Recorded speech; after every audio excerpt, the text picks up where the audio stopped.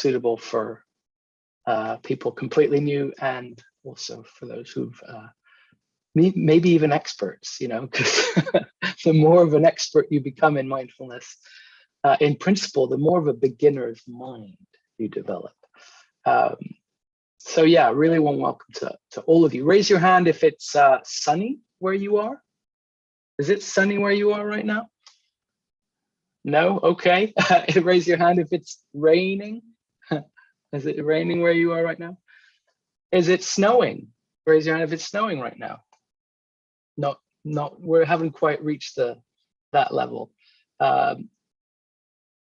Is it daytime? Raise your hand if it's daytime where you're at.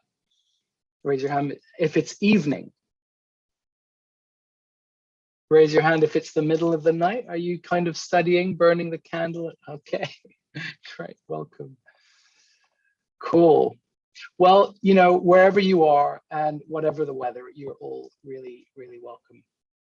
And how are you feeling right now? Just so if we use the thumb scale, this is really good, that's rubbish, this is somewhere in the middle. Where are you at right now on the thumb scale? Nice and clear in the camera. Okay, so we have a bit of a mix as usual, to be expected.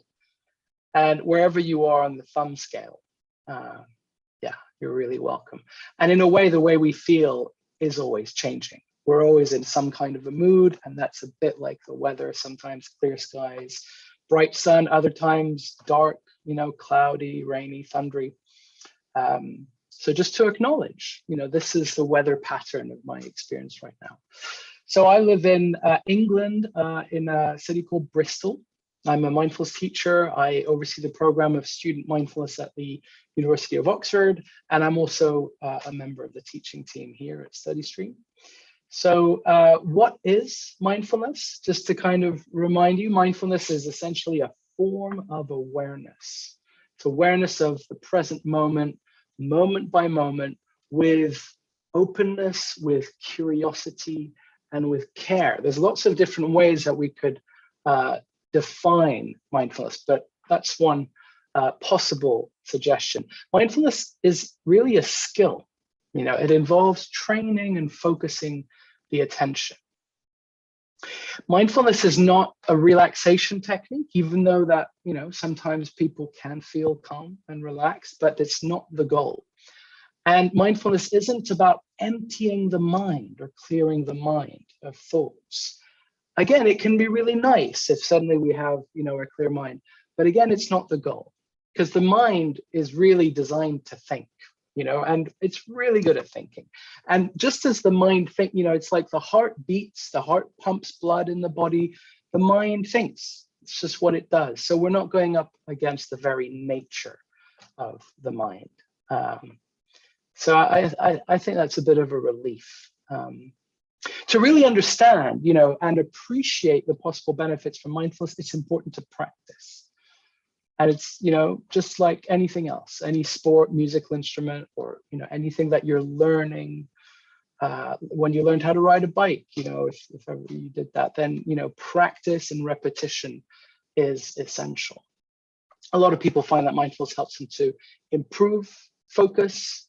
It's often supports well-being. A lot of research has shown that, but it can also help us to connect with ourselves and with others, you know, and develop a sense of kind of being with ourselves, and, you know, without needing anything to be different. Talking about connection, we're about to experiment with a practice.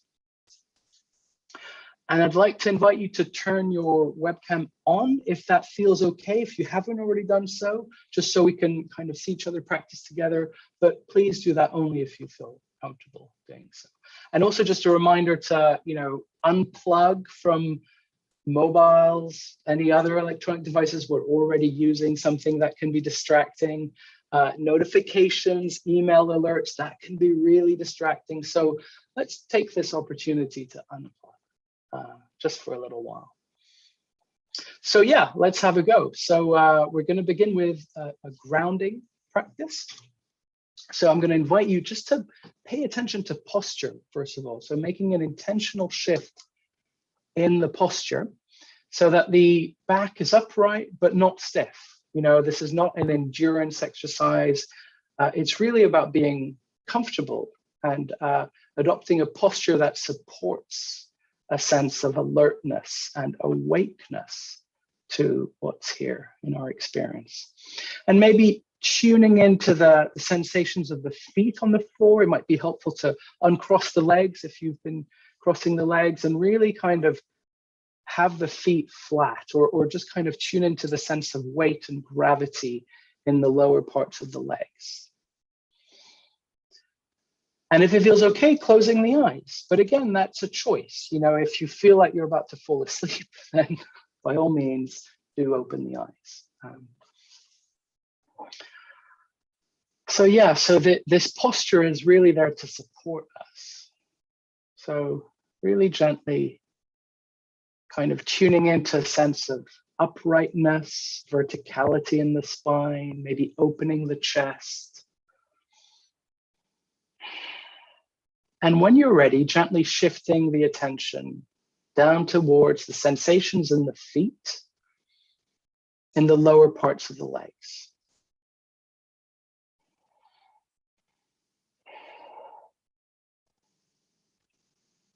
And really exploring, you know, what's here? What am I noticing? Are there any sensations of contact or pressure between the feet and the ground, or the feet and whatever the feet are resting on?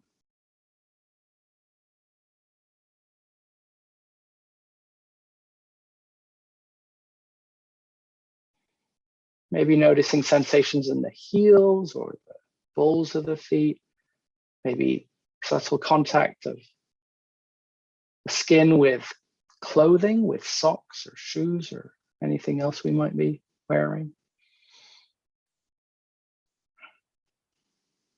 And gently bringing the attention up towards the midsection of the body. So tuning into sensations in the tops of the thighs and the buttocks, the sit bones, exploring any and all sensations in this area.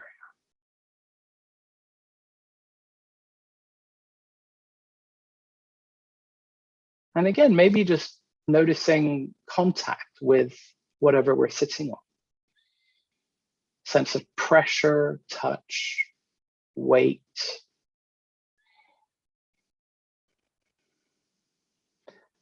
And meanwhile, noticing what the mind is doing. Where is the mind right now?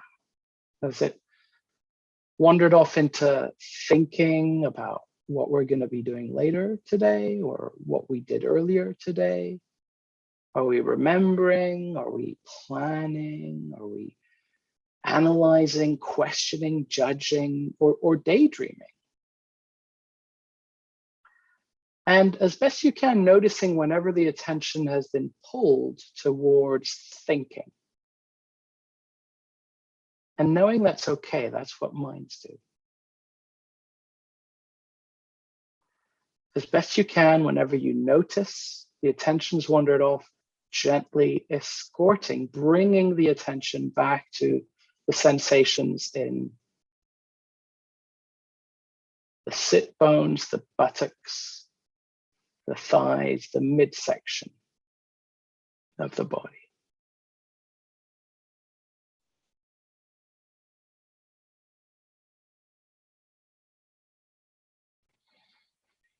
Maybe noticing if there's any differences between the left side of the body and the right side of the body.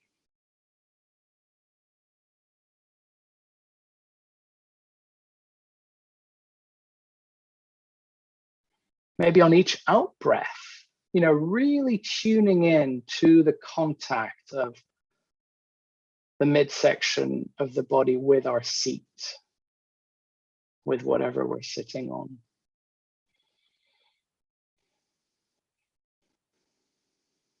And when you're ready, shifting the attention now towards the sensations in the hands. And so the hands might be resting on a surface, maybe a table, a desk, or another part of the body. Maybe one hand is resting on another hand.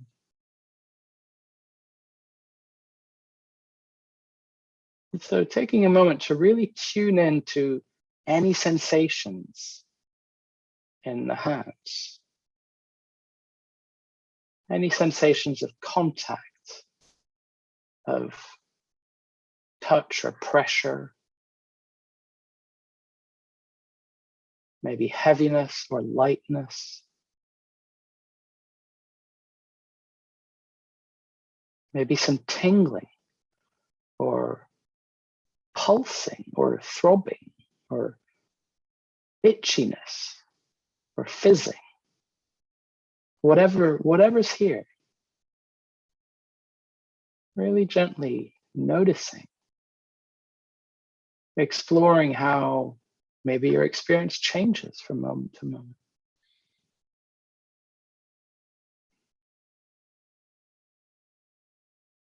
And noticing whenever the attention is pulled away. All right, there it's gone again. Thinking about the past, thinking about the future. And just acknowledging when it does that and gently bringing the attention back to the sensations in the hands.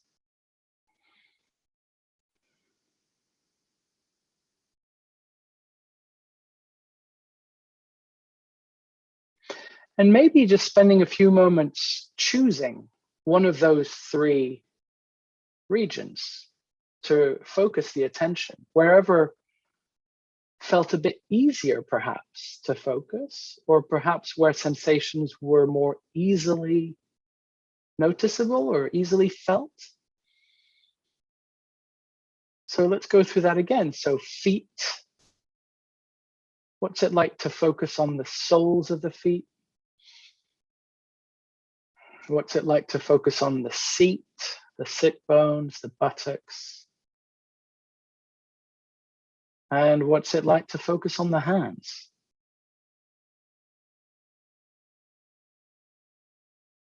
Wherever feels just a bit more supportive, maybe a bit easier. Choosing that, okay, this is going to be where I bring my attention back whenever it wanders. This is what we can call an anchor point, where we can anchor the attention,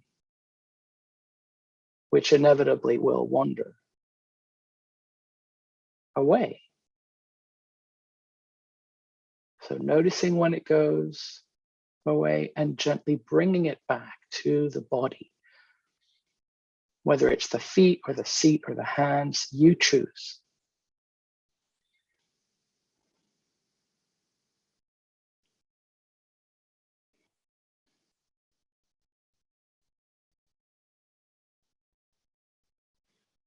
And when you're ready, really gently just starting to open the eyes. Maybe having a bit of a stretch, maybe moving, maybe you need to stand. I mean, we sit for so long these days in front of our screens, in front of our studies or work. And, maybe, body's like saying, hey, let's have a bit of a shake, let's move just a tiny bit. And sensing, what's the quality of experience right now? Having just done this experiment, this brief exercise, what am I noticing now? In the mind, in the body, is there anything different compared to when we started this session? I'd be really curious to see, I'm going to invite you to share in the chat what that was like. What did you notice there? And which region of the body did you find more helpful? Which region did you choose as an anchor point? So it'd be great to get a sense of what that was like for you and what was more supportive. So feel free, it'd be great if you could share in the chat. I can read, so you can choose to send them to me in the chat, and I can read a few out.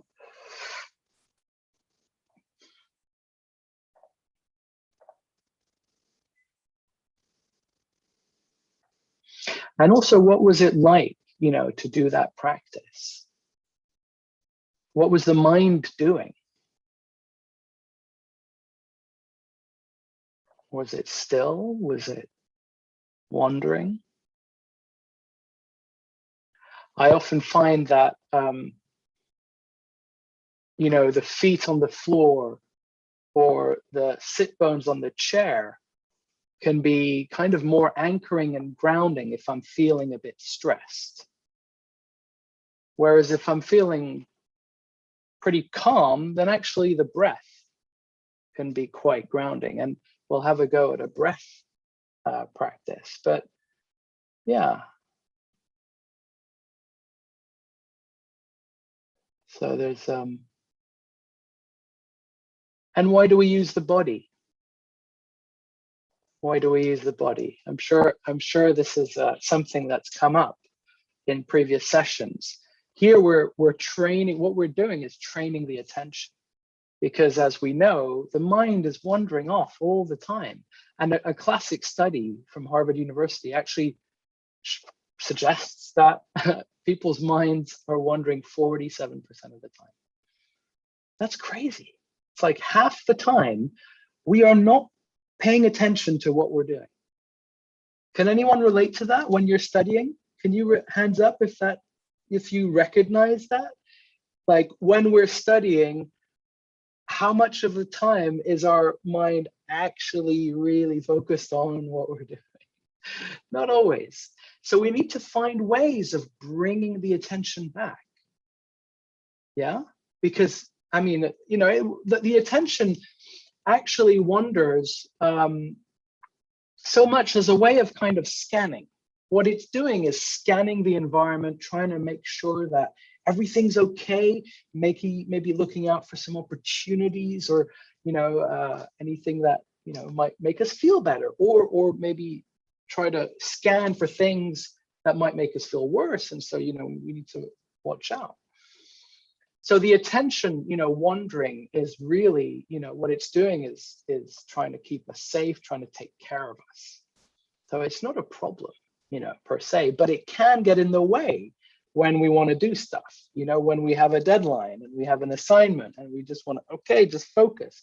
So we can actually practice what we've just done when we're studying, the mind's just going off and I'm daydreaming, and let's bring it back to the feet or the seat or the hands. Yeah. These anchor points can really help, throughout the day. So there's a couple of comments that came in. So someone feeling more relaxed. I wonder too much while doing, but when I focus in my hand, it disappeared. So there was a sense of, the sensations in the hands felt somewhat grounding. Someone else saying it was relaxing. That can happen. It doesn't always happen like that, but nice to hear. Thanks a lot for your comments. It's really nice to get a sense of what's here, what that was like. Okay, so we're going to do another one now. So what we did there is a practice that we can call feet, seat, hands. Feet, seat, hands. It gives you a choice. We're going to do a breath meditation now, but I also want to add in something else, because what we said at the beginning in terms of what mindfulness is actually highlights two components. Mindfulness is present moment awareness, which we develop by training the attention, and we can train the attention by focusing in on a bodily region. But it's not just what we do, it's how we do it. So attitudes, of openness, curiosity, kindness, and care. These are just as important. And I think a really helpful way of kind of framing the attitudes component is in a way, training the attention is a bit like training a puppy. And if you imagine like this adorable, cute little puppy, and you're training it to sit and to sit still, what is it going to do? It's just going to run off, and go all over the place apart from sitting still. So what do? You gently bring it back, right? You don't want to give the poor puppy a neurosis. You don't want to kind of yank it back, shout at it. I mean, the puppy's going to feel kind of unsafe. And it's actually really similar with the attention. You know, the way we can train our minds to come back is going to be so much more effective with patience and with kindness than with harshness. You know, we learn better with a kind voice over time. That's way more sustainable. And so let's imagine when we do this breath meditation, that whenever the attention's gone off, we bring it back just like we would bring back a puppy. So it's like, oh, no, no, no, don't go. It's like, okay, yeah, hey, gently come back and sit. No, no, no, it's gone off again, eating the slippers and, you know, roughing up the furniture and the curtains and everything. You know, slowly, gently bringing it back. And over time, it begins to learn, right? Okay, that's how the puppy learns. It's the same with the attention. So let's have a go. Let's once again make a shift in the posture.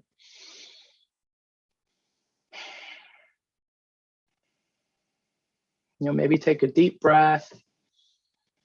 Make sure that the feet are rooted to the floor, legs uncrossed, back upright, so that we're nice and comfortable and somewhat kind of alert and awake.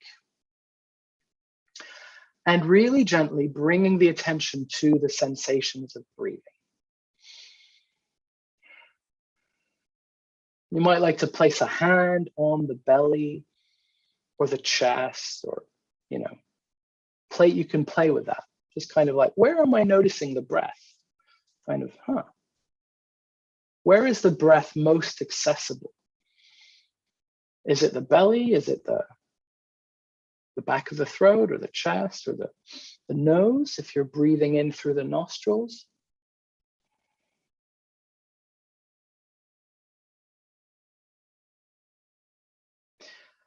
And wherever the breath feels most noticeable, wherever it's most accessible, wherever the sensations are most easily felt,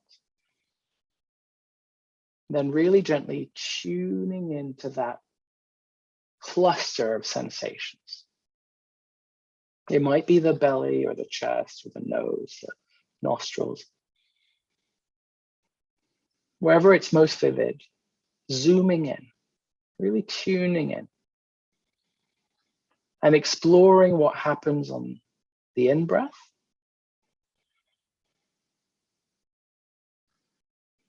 and then following and tracking the whole of the out.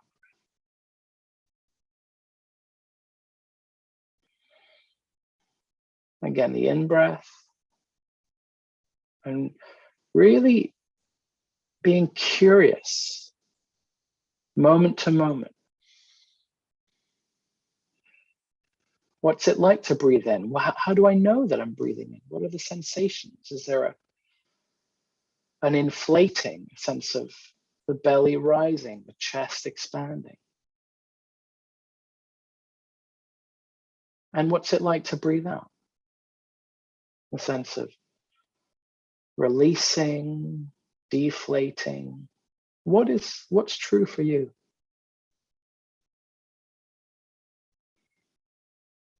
And noticing the pauses between each breath. At the top of the in-breath, noticing when the in-breath becomes the out-breath. And noticing when the out-breath becomes the in-breath.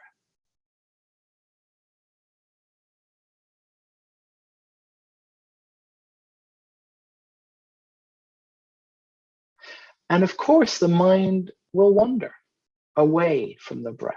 So what do? Right, just like the puppy, we bring the kind of puppy mind. That's okay. Hey, there you go. There you've gone. Wherever it is, you know, thinking, planning, daydreaming.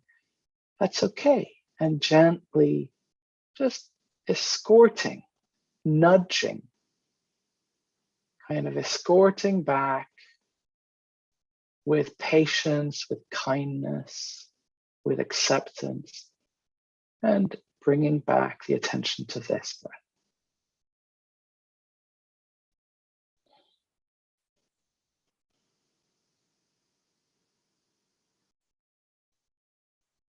And we don't need to force the breath or control the breath,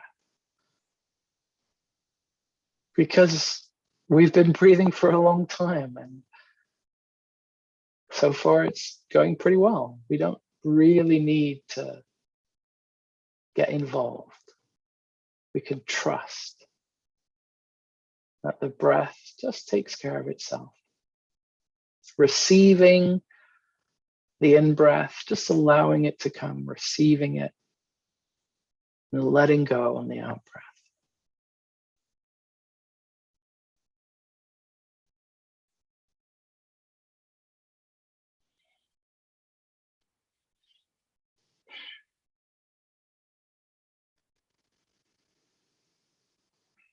And when you're ready, really gently, again, opening the eyes. Taking in any colors or shapes or objects. And again, sensing, what's my experience like now? What's the weather pattern of my experience right now? And how is it different to when we started the session? Being curious about, just noticing any shifts, any changes. So again, it'd be great to, get a sense of what that was like. So feel free to send a message in the chat. What did you notice? How was that? How was that practice? What came up for you in your experience? Were you distracted? How was that? What did you notice in the body or in the mind? And when you practice in your own time, I'd really encourage you to remember the puppy. Our minds are very much like a puppy, and they often go off and bring stuff back that we haven't asked for. It's like, that's great, thank you, but